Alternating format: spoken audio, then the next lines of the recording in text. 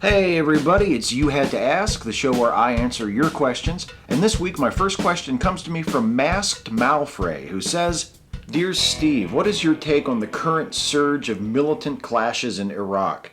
Do you think the United States and the international community should get involved, or should we stay out of it even though the country is likely to collapse into various warring self-proclaimed states such as Sunni Iraq, a Shia Iraq, and Iraqi Kurdistan? Does the international community owe Iraq our assistance given the fact that we were highly instrumental in causing the instability in the first place? Thank you. This is such a difficult issue for me because I am instinctively against military intervention unless it's absolutely necessary, and this may be a case where it is absolutely necessary, but I mean, Iraq is not the only country, not even the only country in the Middle East, that could maybe benefit from military intervention to, topple a despot or to settle a conflict, a conflict that is threatening the lives and the livelihoods of innocent people. And I mean, take it out of the Middle East. Look at any number of situations in Africa that have been going on for years that have had little to no international intervention.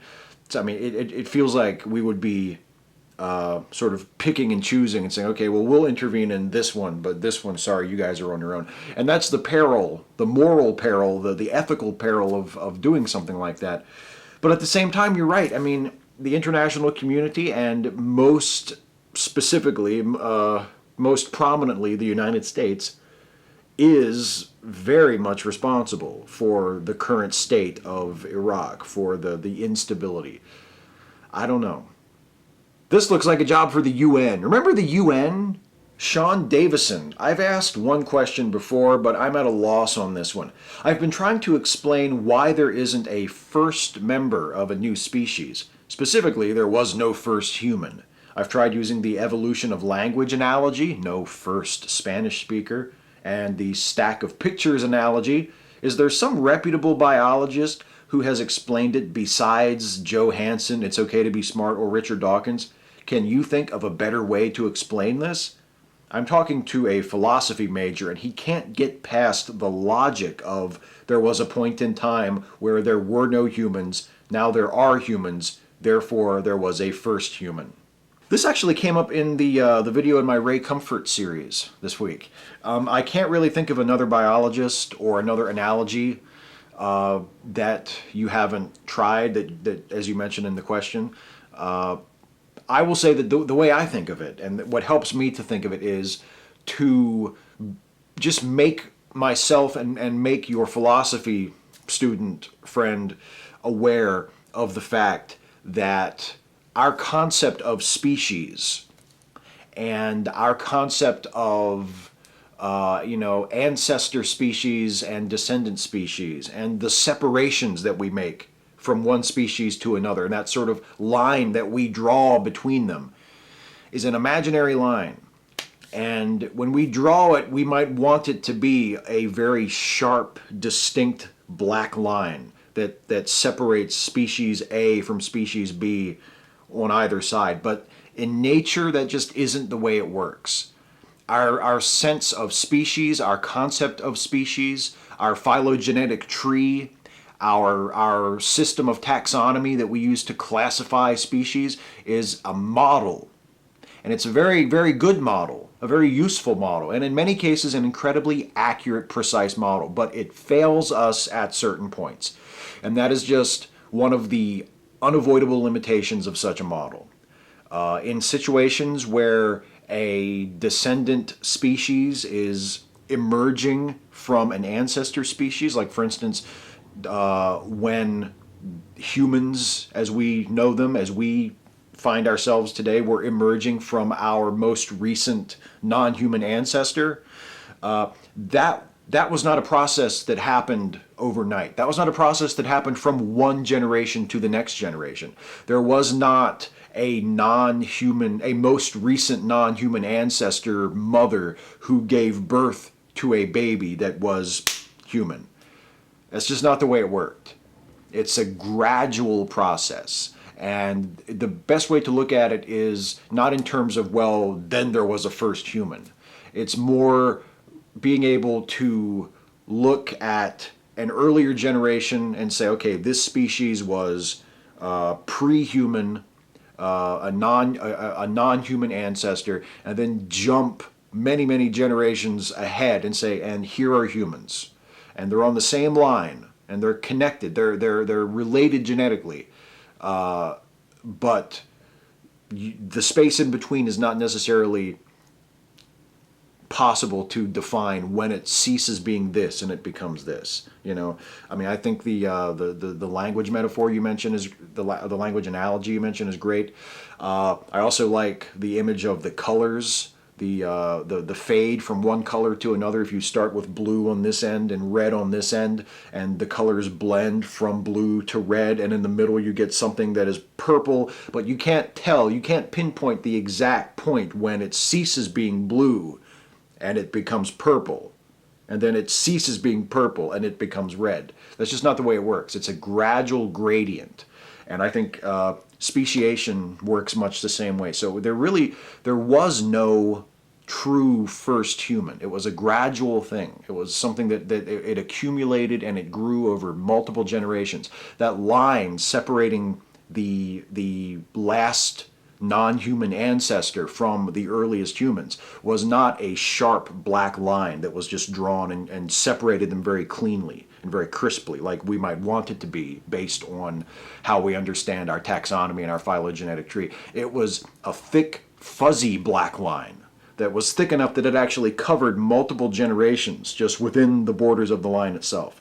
And that's just the way it is. It's a failure of it's not philosophical. It's not anything other to me than just a limitation, a necessary failure of our attempt to model something as complex as the evolution of a species. Deedsy OSU 071. Dear Steve, I was watching an Elvis Presley press conference from 1972, I believe, and several times he was asked to comment on various social and political issues at the time, i.e. Vietnam and women's liberation, and each time his response was that he is just an entertainer, and that as such his opinion on those matters should and would remain his own. Do you think that more entertainers, actors, actresses, musicians, etc., should take that stance? Or are you A-OK with celebrity endorsements of politicians and the such? Clint Eastwood and The Empty Chair come to mind.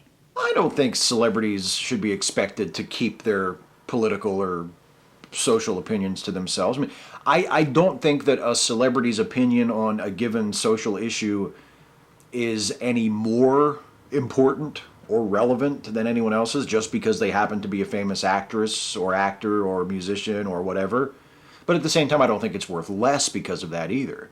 I mean, I think the opinion stands or falls based on how well informed it is, how well articulated it is, what it's based on, the view that's being expressed, that sort of thing. And also, I don't really care if I like the person for their craft. Like Clint Eastwood. Look, Clint Eastwood is conservative. He's libertarian. There are some things that I disagree with him on. I thought the Obama empty chair bit was embarrassing. I wasn't a big fan of it. I mean, I didn't think it was as awful as some people thought, but I was just sort of shaking my head going, oh, Clint. But everything I like about Clint Eastwood is still there. I mean, I still think he's one of the great stars in the history of Hollywood. I still think he's an incredible director, an incredible actor. Everything I admire about him is still there, and I still admire him for those qualities just as much, regardless of his politics. So while Elvis, I think was doing it in a safer, smarter way. I mean, perhaps he didn't want to alienate any of his audience by expressing a political opinion that he felt had nothing to do with his music, that maybe would offend people and push people away from his music, and he didn't want to do that. He didn't want to alienate fans, and that's just smart. Thinking. That's just good press. That's just, savvy marketing of yourself. So I can't fault Elvis for that, or anyone else for that matter, who chooses to do the same thing. But if a celebrity decides that he or she has an opinion on something that has nothing to do with their chosen art that they want to express, I let them do it. I have no problem with it. If they're good at what they do, I'm still going to like them for what they do, whether I think their political opinion is horseshit or not. James has an opinion. Steve, I'm an atheist and my wife is a Christian. We have a little 5-year-old daughter, and she goes to church with my wife. She, my daughter, is starting to get to the age where she is asking me about God. I'm a little uncomfortable about reinforcing her religious indoctrination, but also wonder if it would be right for me to undermine my wife by telling her what I think. The first rule of parenting is to back up the other parent in all but the most egregious circumstances. Should I just go with it like it's Santa? Should I be honest? Some advice would be lovely. Well, I have a thought, and as I share this thought with you, please keep in mind that I don't have kids. I've never been in your situation. I probably never will be. I never intend to be. So take it with a grain of salt.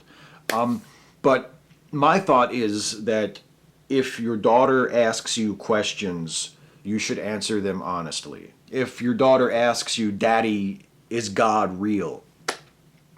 You don't have to say no, even though that may be what you honestly believe.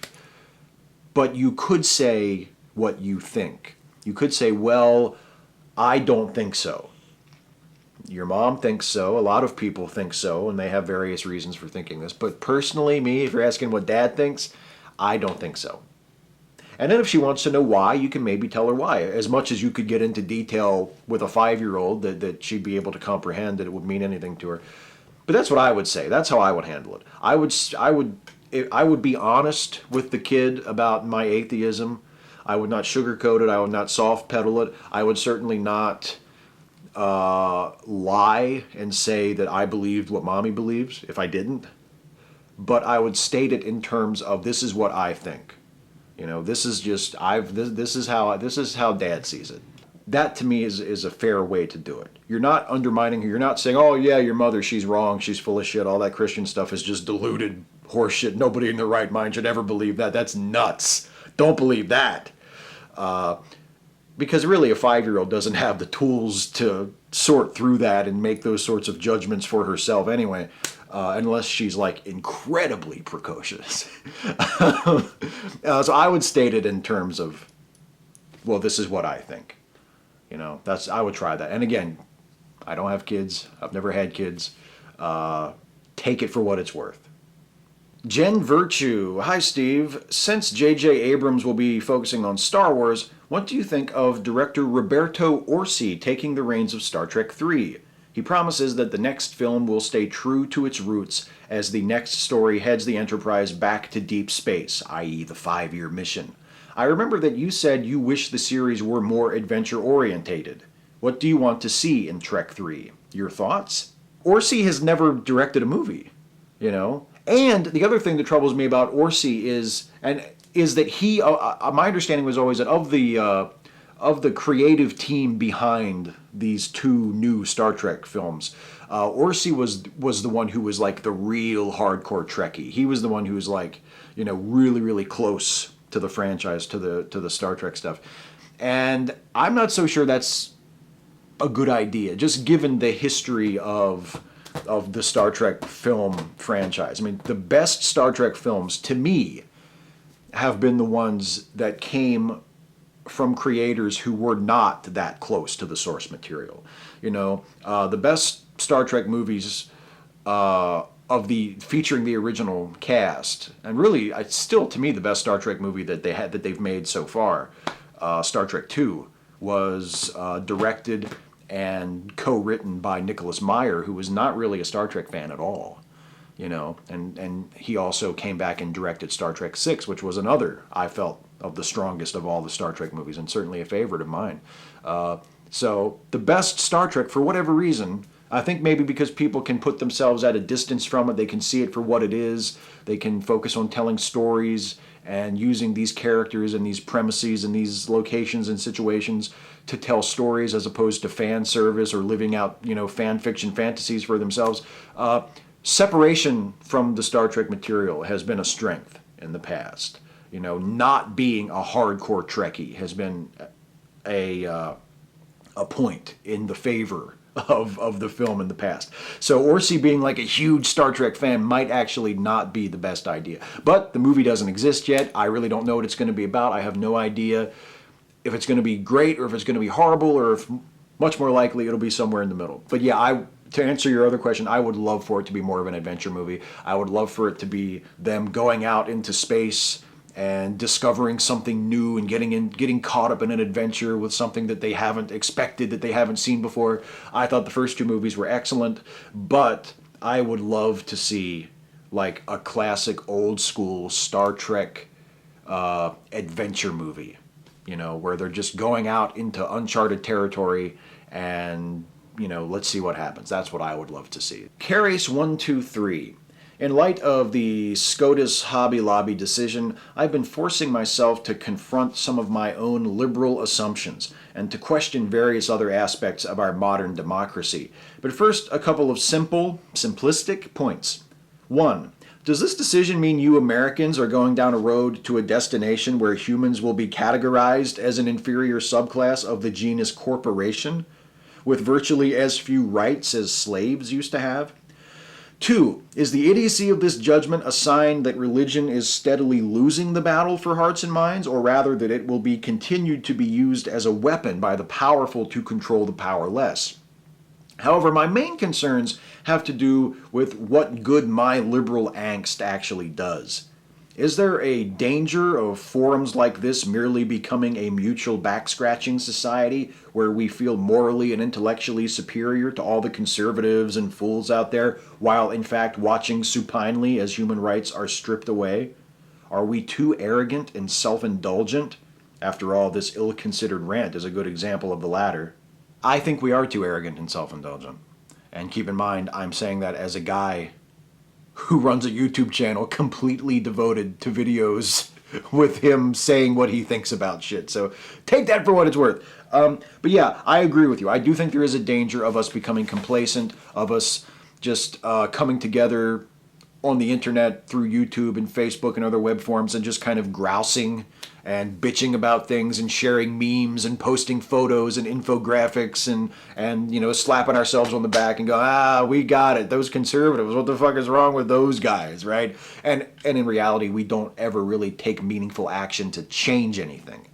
I think it's important that we continue to come together, we continue to express ourselves, we continue to find the flaws in the other side's arguments as we can perceive them and express them and share this information with each other and talk about things. There's nothing wrong with talking over things with people who agree with you. That can be incredibly useful and productive, but we also can't lose sight of the fact that the ultimate goal is to create positive action in the world and to change these things. It's all well and good to talk about how we think that the Supreme Court's Hobby Lobby decision was bullshit and how dangerous it is and what a terrible precedent it sets, that a religious belief, a religious conviction could be used as a legitimate reason for exempting oneself of having to obey a law. We can talk all day about how dangerous and awful and just wrong that is, but the goal is to change it.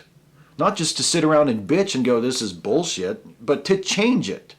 And we can't lose sight of that. And I agree with you, I do think there are times when we run the risk of becoming slacktivists rather than activists and just sort of settling for having well-articulated complaints about things instead of coming up with ways to actually act and change them. It's one thing to have a voice, but you don't want that voice to be a lot of sound and fury signifying nothing. Like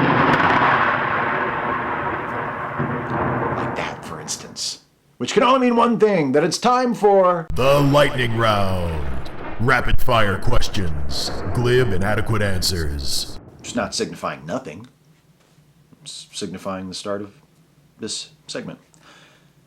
XZR, 2 questions, both about movies. What are some of your favorite silent films? What do you think of Yoshijiro Osu? My favorite silent films, it would take way too long to list all of them. I mean, Sherlock Jr., Buster Keaton, Sherlock Jr. is my favorite film ever. I love Chaplin's City Lights. I love The Circus from Chaplin as well.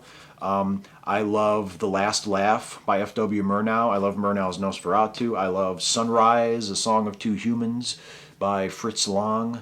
I love some of D.W. Griffith's work. Like I remember going to see Way Down East in a theater in Frederick near here many years ago that I thought was wonderful. There, silent movies just on the Phantom of the Opera. I mean, there are just so many great silent movies. I could just go on and on and on and on. And Yoshijiro Ozu, I've only seen actually I think two of his films, the later version of Floating Weeds and Tokyo Story. I thought they were both beautiful, especially Tokyo Story. It's one of the most beautiful films I've ever seen. So from what little I've seen of his to this point, I'm a fan of Ozu. I think he was an incredibly subtle and beautiful humanist director. Simon the Program, to the lightning round. I'm a Danish subscriber. How many different countries do you have subscribers from? Well, according to my YouTube analytics, I currently have 74 countries where I have at least one subscriber. So 74 countries. Pollixter421, hey Steve, I guess you can make this a lightning round question. What would you consider in terms of either film, television, or books the best pieces of family or children entertainment? There are lots of possible answers. I mean, if you're going just for children's entertainment, I mean, I love Mr. Rogers' Neighborhood. I love Reading Rainbow. I mean, I still watch those shows today as an adult and appreciate them and remember how much I loved them as a kid. Those would be great. I also really have become very fascinated and enamored of entertainments that I loved as a child and took seriously, and now I can go back and look at them as an adult and realize that they're better suited to watching and having a laugh at, like you know, for instance, like the TV show Knight Rider. At the time I thought it was like this awesome cool show, and now I watch it and I still love it, but I realize that it's kind of goofy and cheesy. The Karate Kid movies are another great example of that. And then the original 1960s Adam West Batman show, again, which is coming out on DVD and Blu-ray in November. Those are some examples of what I would call like good family or children's entertainment. Russell O'Neill, how do you know when the latest point you can start a story is? I would say the latest point you can start a story is the point where the essential action of the story begins. It's the point after which that's the stuff that the audience needs to know and needs to be told in order to get the point you're trying to make with the story. And you as the writer have to make that determination. Whether the story should start here or here or here, depending on what you want to accomplish with the story, how much you want to tell us about the character, what you want the tone to be, what you want the focus to be. Do you want it to be character driven? Do you want it to be plot driven? Is it going to be more sort of formulaic? Is it going to be open and subverting of formula and tropes? I mean, these are all things that you as the writer have to decide. But to me, if you want to follow that bit of advice from me and from my old writing teacher, it's the point in the story where, according to your determination as the writer, where the essential action of the story begins. That's the latest point of entry, and that's where, if you follow that bit of advice from me, that's where you should start your story. H. Constantine, you don't care for Citizen Kane? Oh no, I like Citizen Kane a lot, actually. I think I guess this is in reference to the black and white movie question, my 5 best black and white movies. Citizen Kane wasn't one that I mentioned, but it could have been. Citizen Kane is a beautiful example of black and white photography and black and white movies, and it's a great fucking movie. Hugh Jass, what would surprise you more? Someone like Ray Comfort becoming an atheist, or someone like Richard Dawkins becoming a Christian? Dawkins becoming a Christian would surprise me more because unlike Ray Comfort's Christianity, Dawkins' atheism is well-informed. Ahoy Erno, could you repeat your suggestion for Dark City, please? I loved the movie, and more people should watch it if they like The Matrix. Yes, Dark City. I checked earlier today. It's available on Amazon Instant Video streaming. You have to buy it, but the SD version's only like $6, I think, and the HD version is a few dollars more. But if you've never seen Dark City, great fucking movie. Directed by Alex Proyas. Terrific movie. Alatar the Blue. Hey Steve, here's my question. Rank these movies from worst to best. Nosferatu, 1922. Dracula, 1931. Horror of Dracula, 1958. Nosferatu, 1979. Bram Stoker's Dracula, 1992. I've never heard you talk about that last one, but of the others, I think I know what your favorite is. Okay, I'm not really crazy about ranking movies like this, but let's go with Dracula 1931, Bram Stoker's Dracula, a Nosferatu 1979, Horror of Dracula, and Nosferatu 1922. And I mean, really, honestly, the top three could be flipped in order a couple of different ways, but that's just what I'm thinking right now. So there you go. Louis Ing 114. Why does Stuffy cross the road? Because he sees someone who needs help. He's such a good dog. Hey, that's it for the questions. Before I get out of here, I want to give a shout out, as I always do. And the shout out this week goes to Galaxy Dreams 3. Galaxy Dreams 3 has a channel that, like some other channels I've shouted out in the last few weeks, focuses a lot on Google Hangouts of various people, usually atheists, coming together and having discussions about topics that are of interest to a lot of atheists. Really, really good channel, really, really good place to go to hear really interesting discussions. But really the main reason why Galaxy Dreams 3 gets the shout out this week is because she put up a video this past week of her having a conversation with her grandmother, telling her grandmother why she's an atheist. And it is just amazing. If you've ever had such a conversation, if you are an atheist and you've ever had such a conversation with a relative who is not an atheist, who you have to sort of explain it to or break the news to or just reach out to, maybe you have had a conversation like this, or maybe you have wished that you could have a conversation like this with your grandparent or your parent. It's such a good video. It's so like just reassuring and make it the connection she obviously has with her grandmother, the rapport they have, the intellectual level of the conversation, as well as the obvious apparent love and respect throughout the recording is just terrific. It's a really good video. So Galaxy Dreams 3. Check out her channel and specifically check out that video where she talks to her grandmother about her atheism. The title of it is actually me telling my grandmother why I am an atheist. It's a terrific video. I highly recommend that, and I highly recommend her channel in general. There's your shout out. Now, before I go, I also have a couple of quick announcements for this weekend. This weekend, I have two things going on that I want you to know about that I would like you to watch if possible, if you're interested. The first is on Saturday, July 5th, starting at 12 noon Eastern Time, Trolling with Logic is having their 2014 24-hour charity webcast, and the charity that they're raising money for this year is called Engineers Without Borders. It's a really great cause, and I will be participating. My hour will begin at 4 p.m. Eastern Time, and I would love for you guys to watch live. It's on vonlive.tv. It's vonlive.tv/trolling with logic. And the whole thing starts at 12 noon Eastern Time on Saturday. I'll be on for an hour starting at 4 p.m. on Saturday. But you should watch as much of it as you can and donate, of course, if possible. I mean, Dick Coughlin's going to be a part of it. Bald to Bits is going to be a part of it. Science of Sarcasm, Matt Dillahunty, the guys from A News, lots of other really great YouTubers and personalities within the atheist community. Very, very well worth your time and your attention and your donation for that really, really good cause, Engineers Without Borders, if possible, if you're interested and if you can afford it. So I hope to see some of you there. And then on Sunday, starting at noon Pacific Time, 3 p.m. Eastern Time, myself and the absolutely without peer Jason with a D, the puppet master of Opinionville, we will be having another one of our late seating movie reviews.